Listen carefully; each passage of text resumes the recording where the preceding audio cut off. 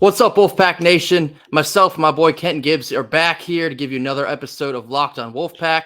We are getting further in the transfer portal. Another big name has come across our desk right after I said it likely wouldn't. I was immediately proven otherwise, but we got a lot to talk about in terms of the portal. The NCAA basketball tournament is raging on. We just saw our Final Four form today. Great tournament so far. We'll touch a little bit on that. And NC State baseball. I told you not to hit the panic button. Maybe start looking at it. Still don't touch it yet, but we'll get into that. All that and more on today's episode of Locked on Wolfpack. You are Locked on NC State, your daily podcast on the NC State Wolfpack, part of the Locked on Podcast Network. Your team every day.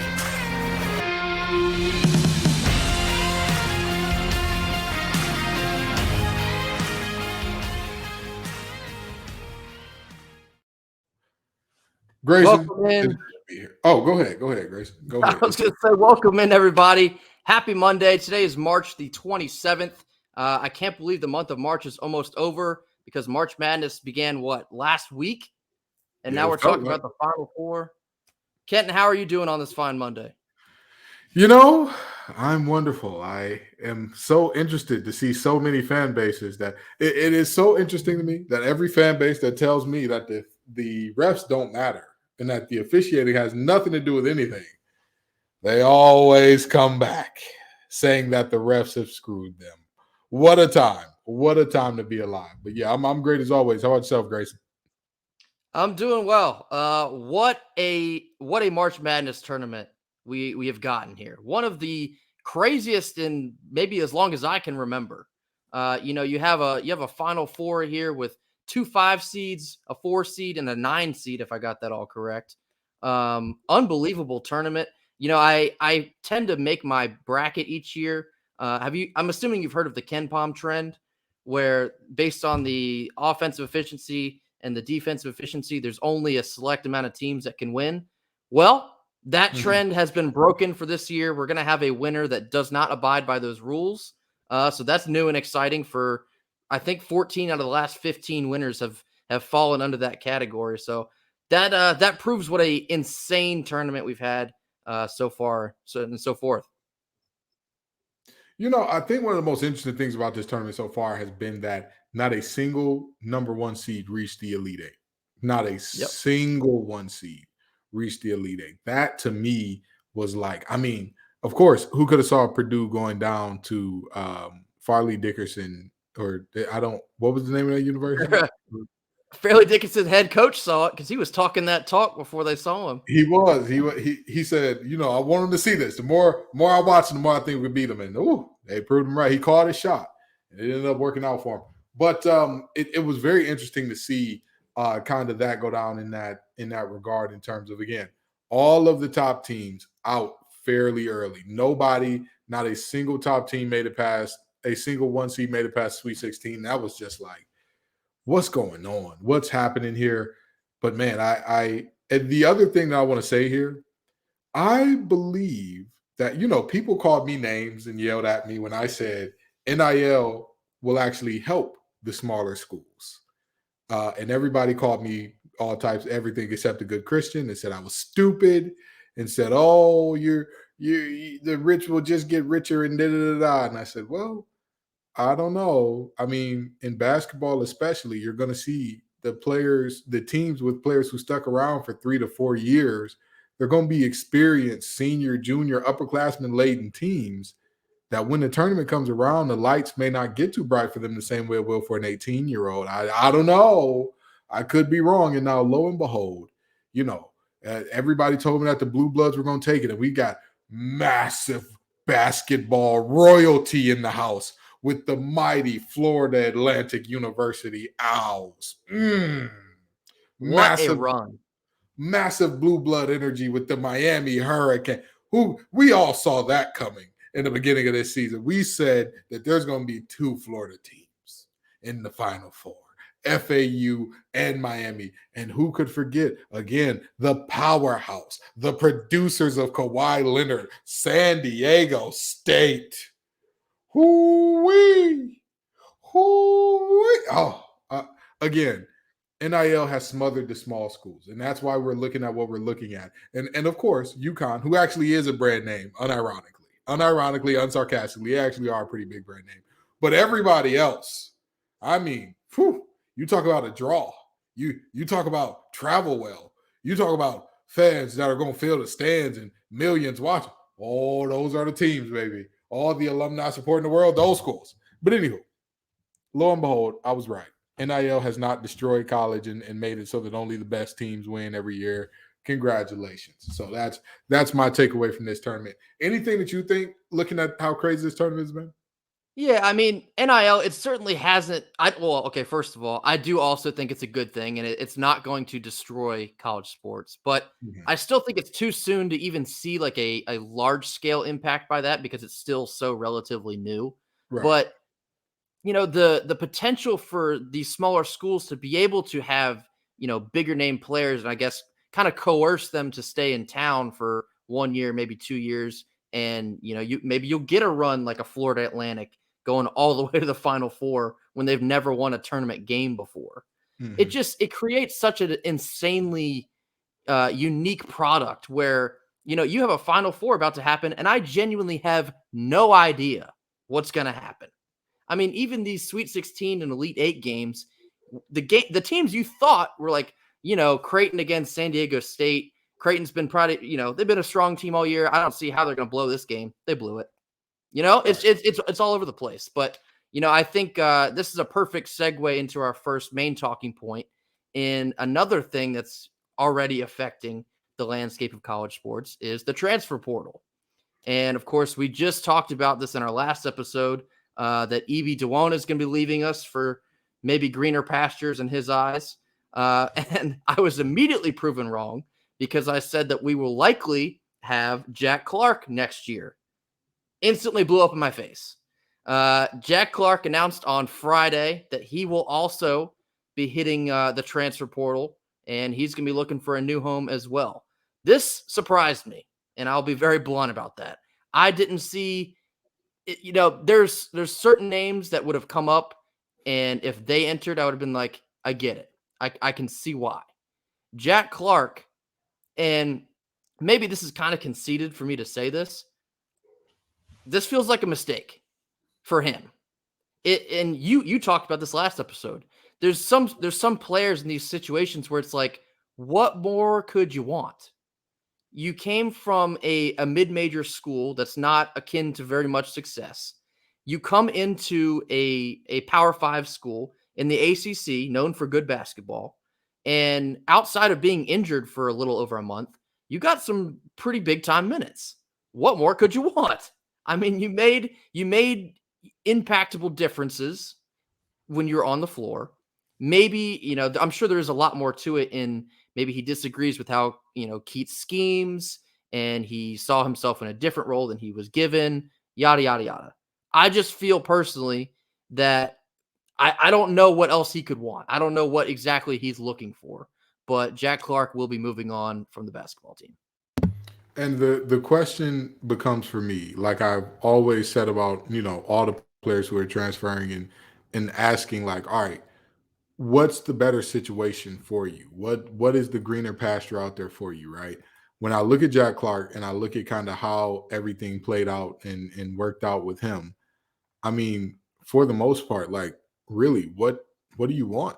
What more is there for you to go and do and go and get? Like, and I'm not even being sarcastic here. For a majority of the season when you were healthy, you were a starter. Not only were you a starter, you were playing very, very big minutes, averaging 27 minutes a game, getting up plenty of shots. What is it that you want that you're not necessarily seeing out of this situation with NC State? What is it? Because again, I I don't see a world where all of a sudden, you move on to wherever you're moving on and just become like an all-world beater or, a 30-point a game guy. Again, there are certain players that like you see the flashes and you kind of see that the coach is like, all right, reel it in a bit, where you're like, maybe potentially, maybe the coach is holding him back a little bit. Sure. I don't really see that with Jack Clark. I don't. I think that he was really good defensively. I think he was good about. And to me, the thing that is so interesting about Jack Clark leaving is he plays a very risky style of defense. He jumps passing lanes. He's not afraid to reach. He's not afraid to get handsy. Coach Keats allows that. He allows that at a high level. I don't know where else you're going to go where, again, you're going to get big minutes. You're going to take more shots. The coach is going to allow you to play very aggressive defensively. I mean, and with a higher pedigree, I'm guessing, or with I don't know what the case may be, because there could also be a Shaquille Moore situation where, I mean, for Shaq Moore, it was alleged that him and Coach Keith never quite set horses, as they say. So made sense there, and maybe this is another one of those things. But if we're talking from a basketball purely on court standpoint, I don't know. I don't know how much better it gets for him. Maybe I'm wrong there. Yeah, it's concerning for me too, because with the departures that we have, obviously you have Jarkel, he's aged out of his eligibility. Still haven't heard from Traquavion Smith, but that seems all but decided already that he'll be moving on. Mm-hmm. You look around and you're like, well, Jack Clark is going to be getting a bigger role next year. Yeah. And for him to kind of look at that on the table and be like, you know what, I'm going to look somewhere else. I don't know. That really did catch me by surprise. So best of luck to Jack Clark. Didn't see this coming, but I mean, this is the reality. We're going to have to do more shopping now in the portal than maybe we had already anticipated. But while we're on the topic of March Madness, the Built Bar March Madness bracket is here. We know you have a favorite bar or puff, and now's the time to make it count. Go to BuiltMarchMadness.com to vote for your favorites. Kenton, we've been plugging these for so long that I had to go and try them for myself. And after trying them myself, I'm going to be voting for the cookies and cream bar. And if you want the cookies and cream bar to win as well, then you better get online and vote for that bar as well. And when you vote for your favorite bar or puff, you'll be entered into a drawing where 50 lucky Locked On listeners will get a free box of Built. You ain't even got to pay for it. You get it in the mail for free. But not only that, one Locked On fan will win a 12-month subscription, a full year to Built, to have Built's best bars or puffs delivered monthly straight to your door. You have got to try Built. Like I said, I had to go out and see for myself, and they delivered. You got to try Built. It is the best protein bar I've ever had, and I'm kind of a protein bar guy. Growing up playing baseball all the time, I was always on the road, getting popping in and out of gas stations, need a protein bar. I wish I had Built back in the day, but they are so amazing, you won't even think they're good for you. But what makes them good, Kenton, you might be wondering. Well, for starters, they're high in protein, low in sugar, and covered in 100% real chocolate. That's right, real chocolate. So run to BuiltMarchMadness.com right now to vote for your favorite bar or puff and pick up a box while you're there. You can vote every day in March, so hop in and support your pick. So, Grayson, I want to get into what kind of, we talked about the transfer portal and players leaving, but now obviously the transfer portal and players potentially coming in. I mean, when we look at guys who came in last year, immense immediate impact, right? Jarkel Joyner being the first name that you think of, a guy who was an all-conference performer. DJ Burns being another guy that you look at and say, hey, he balled out. We're expecting him to do big things next year. Mahorchich, before he got injured, was a stabilizing force and presence in that front court. Jack Clark, who's now transferring out, when he was healthy, he was really good here. So I'm going to look at some of the folks that we're going to be looking at to replace, or some of the folks that we've been connected with already in terms of replacing these guards that we have leaving. Because, again, Jarkel aged out. Traquavion, I mean, we all but announced at this point. And with that being said, we're going to have a lot of minutes and a lot of shots available, which, again, made it a little confusing that Jack Clark was leaving with all those shots available. But I digress. With that being said, oh, go ahead. Go ahead.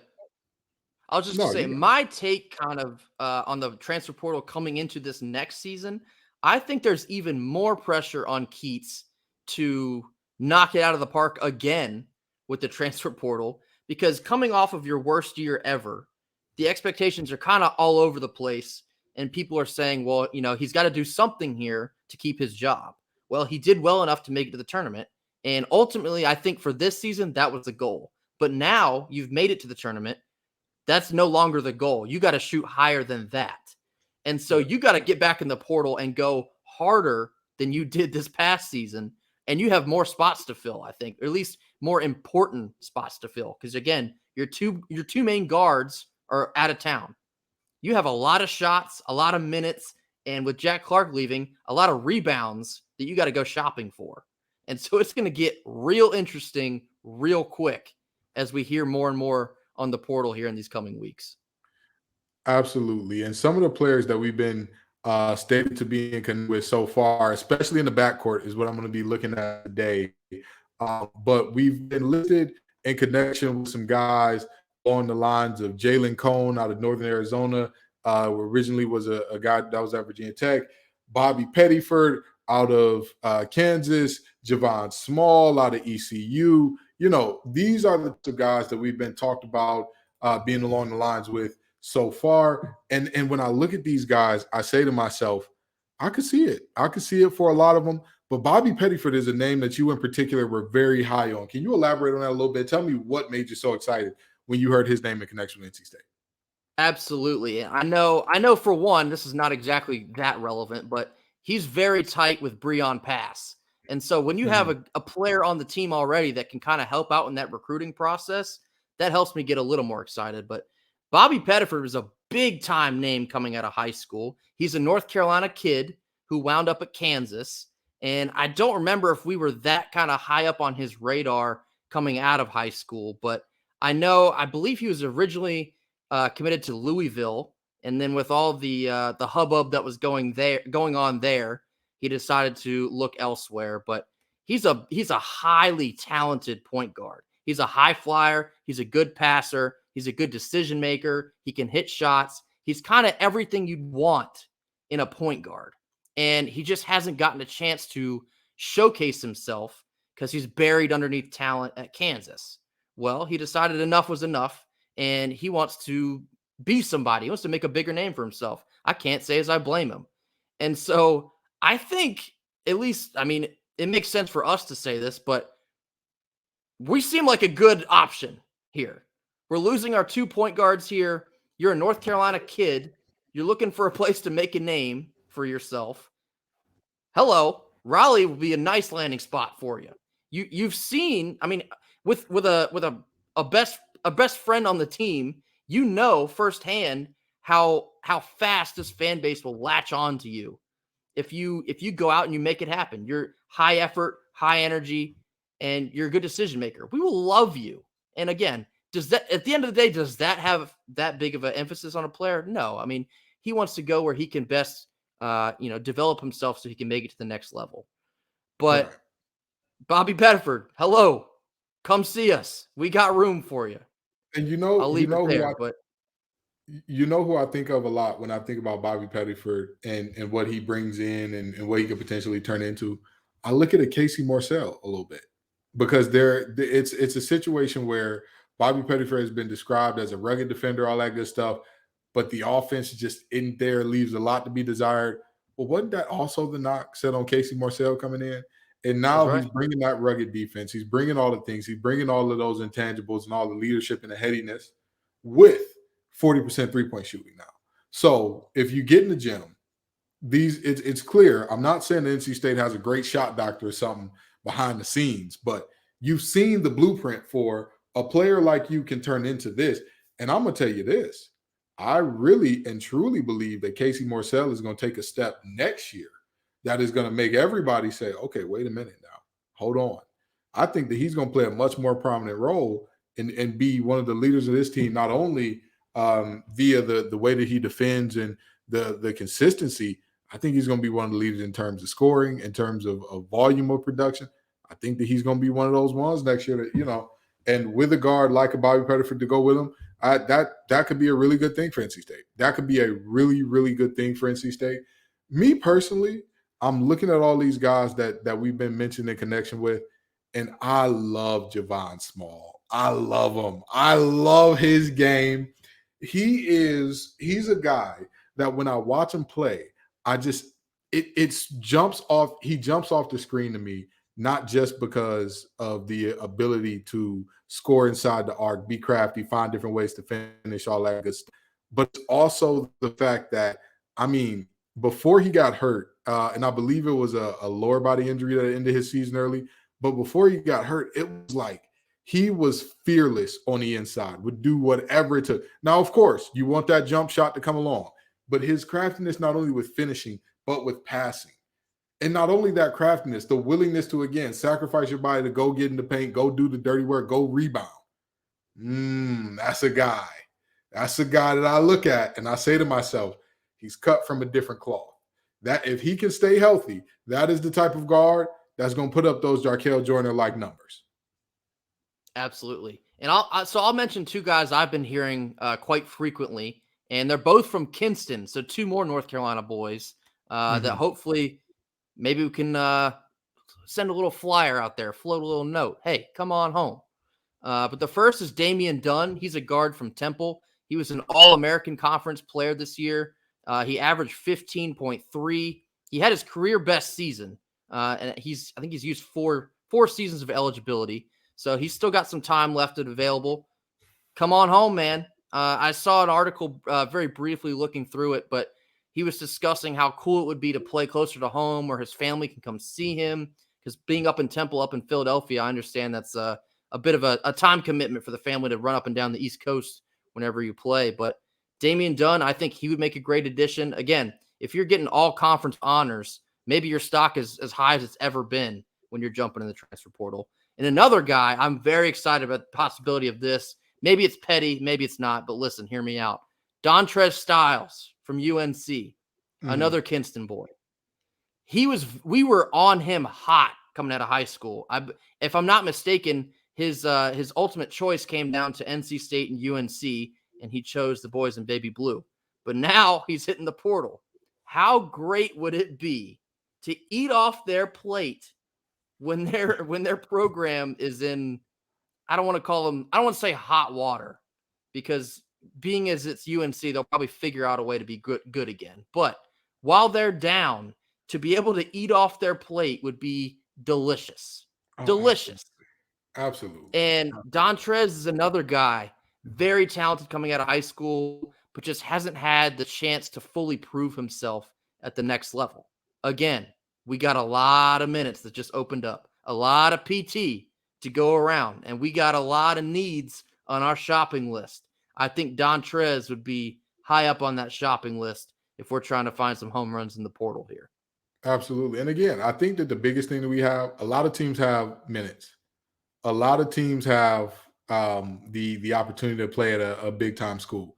How many of those teams don't have a definite, hey, this is our leader of the pack in terms of perimeter scoring? This is going to be our guy, locked down, nailed down for sure and for certain, because our two guys who took the lion's share of the shots are gone. Even if Casey doubled his shot production from last year in terms of volume, we're looking at what, 14 shots a game? I mean, if that, you're looking at a situation where, again, a guard, two guards who could come in and have effects right away on this team. I'm not saying that you're looking at, as many shots as you want, but Coach Keats has shown that he's not afraid to give the green light. And when he gives it, you're going to have it for quite some time. That green light ain't going to leave you for a little bit. That green light is going to be right there with you for quite a bit of time. So to me, I'm looking at this team, and again, I'm saying to myself, at the end of the day, there are a ton. Yeah, so Casey Morcell, if you double his shot production from last year, you're looking at 13.2 shots. There are a ton of opportunities to score the ball, to distribute, to be the primary ball handler on the break, to be the guy with the ball in your hands when the game is on the line. Those opportunities are there. Because I said this before, and for whatever reason, nobody corrected me on this. I kept getting Beekman and Shedrick from Virginia UVA mixed up, and nobody ever called me on it until like 3 days ago. But that's another story for another time. I said DJ Burns only saw really good shot blockers 2-3 times this season. I want to say Edwards, Shedrick, and Kalkbrenner. 2 of those 3 games, he struggled mightily. That's just the reality. Love me some DJ Burns. I think that when he comes back next year, if he develops a right hand, congratulations, sayonara, there's your ACC Player of the Year. But with that being said, if that does not happen, guards, this is a destination. This should be a spot where you want to land at. And I'm betting that whatever guards we do get to come in, at least one of them is going to have to be one of the leaders of the show in terms of scoring, shooting, ball handling, being the assist man, all that. And I feel like that's a safe bet.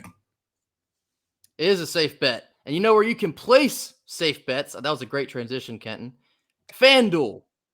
March Madness is heating up. Maybe it's hot as it's ever been with the tournament we have going on at the moment. We just got our Final Four finalized, and there's no better place to get in on the action than FanDuel, America's #1 sportsbook. Right now, FanDuel is giving new customers a no-sweat first bet up to $1,000, a whole stack. That's up to $1,000 back in bonus bets if your first bet doesn't even win. You get that back in bonus bets. Just go to FanDuel.com/lockedon and sign up today to claim your no-sweat first bet. Then you can wager on anything from money line to point spreads, and you can pick which team you think is going to cut down the net in Houston next weekend.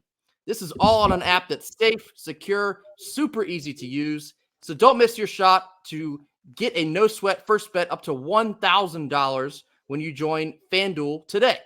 Just go to FanDuel.com/lockedon to sign up. Make every moment more with FanDuel.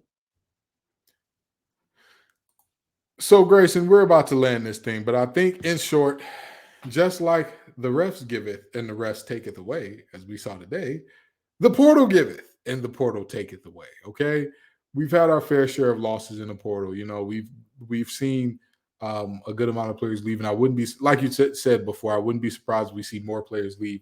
But again, at the end of the day, this is a game of, you know, what can you do with building teams quickly, especially at our level of this ball game. You know, the mid-majors kind of get to keep their guys around for 4 or 5 years. At a Power 6 school, that's a little different, especially considering, I mean, if you get an uber talented player, a la Terquavion Smith, they're going to be here for a year, 2, 3 tops. 3 tops. You're not getting more than 3 out of a guy like Terquavion. And so it becomes incumbent to say, you know, where can you find the value players? Where can you find players that fit into your system that you can go get? I mean, that's, you know, at the end of the day, it's not about your X's and your O's. It's your Larrys and your Joes. And the portal has shown us that time and time again. I feel like we could say that same thing about this last season. I didn't see anything that crazy or different out of Coach Keats this year. Don't get me wrong. They did run set plays a little bit more than they did last year. But aside from that, there was a ton of the same stuff that we saw before. I mean, it was just better Larry's and Joe's executing the stuff before. Yeah, we're going to need Larry, Joe, maybe Curly and Mo as well if we're going to make it back to the tournament. Because again, I want to reiterate, the stakes for Keats are now higher. You've managed to find success in the portal and get back to the tournament. That was great for this year. Moving forward, just that is not good enough. You have to make it and make some noise. We want to see some noise in the ACC tournament as well. You have to do more from here on out. So again, I hope he's keeping them roads hot, because we're going to need some dogs to pluck out of the portal if we're going to keep this thing rolling. You got to strike while the iron is hot. You just had success after an incredibly down year. What a fun basketball team we were able to assemble here in 22-23. You have to be able to build on that. Like, the rest of his career here in Raleigh is incumbent on being successful this coming season. I would bet on that. And, you know, I agree. I agree wholeheartedly. Last year there were, and again, I'm not talking to the majority of Wolfpack fans. So most Wolfpack fans, you can cover your ears, go la, la, la, la at this point of the show. The loud minority is not going to be happy regardless, right? There's every game we lose, firekeep, da-da-da. Okay, sure.